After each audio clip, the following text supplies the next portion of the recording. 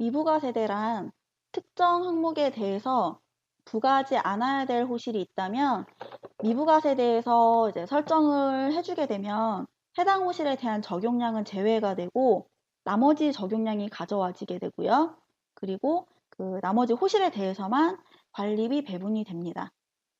그래서 설정하시는 방법은 이 관리비 단가 조정 화면에서 위쪽에 보시면 여기 미부가 버튼이 있는데요.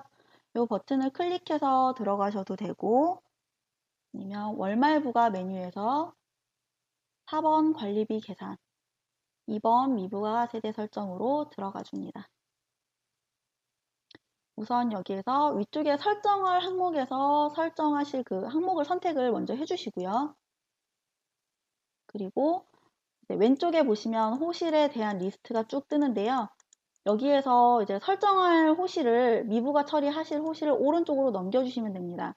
그래서 왼쪽에 있는 호실은 관리비 부가세대, 오른쪽에 있는 호실은 관리비 미부가 세대라고 생각을 해주시면 됩니다.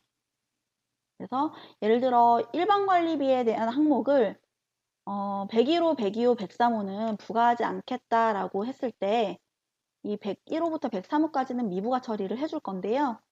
우선 이렇게 더블 클릭해서 오른쪽으로 넘겨주실 수도 있고 아니면 일괄적으로 호실 번호 앞에 체크하셔서 가운데 화살표 버튼을 눌러주시면 이렇게 한 번에 넘어갑니다. 그러면 왼쪽에는 이제 부가 세대인 거고요.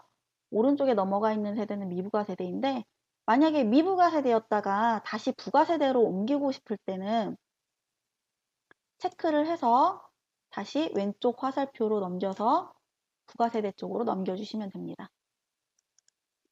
이렇게 항목별로 각각 설정을 해주시는 방법도 있는데요. 예를 들어서 한 호실에 대해서 전체적으로 부과를 하지 않는 경우에는 이제 한 호실을 일괄적으로 설정하실 수 있는 방법도 있는데 지금 보신 건 항목별 설정 탭이었고요. 여기 호수별 설정 탭을 보시면 이렇게 화면이 나타납니다. 그리고 호실 번호를 조회를 해주시고요. 예를 들어 201호가 전체적으로 부과를 하지 않아야 된다.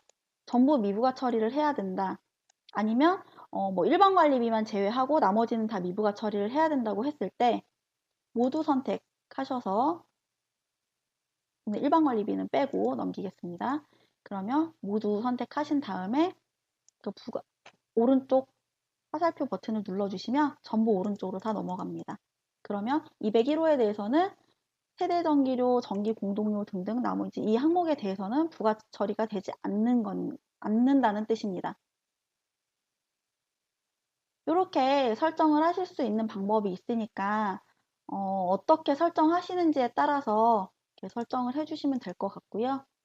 설정이 완료가 되면 닫아주시고 단가 항목별 조정에서는 이 적용량이 지금 미부가 처리되면서 변경이 되었기 때문에 다시 불러와 주셔야 합니다. 그래서 적용량 버튼 다시 가져와 보게 되면